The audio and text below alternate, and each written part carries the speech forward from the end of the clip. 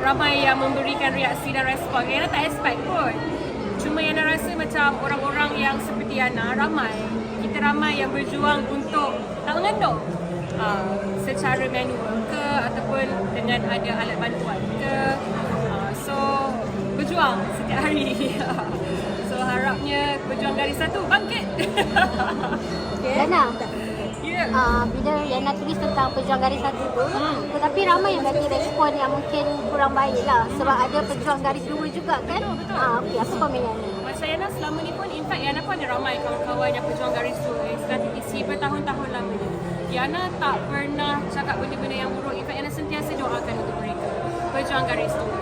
Dan Pejuang Garis Satu tu pun Yana tak tahu macam mana Yana. I just fikir macam kalau Pejuang Garis Dua tu mesti ada Pejuang Garis Satu. Sebab I memang setiap kali buka kalau buat prognostikas tu cakap jangan double line kan.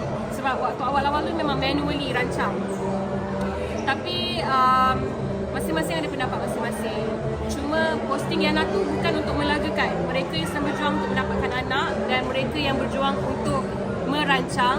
Bukan nak compare siapa punya perjuangan lebih teruk, siapa punya perjuangan lebih berat, siapa yang lebih suffer. Bukan. Hakikatnya kita masing-masing ada perjuangan masing-masing.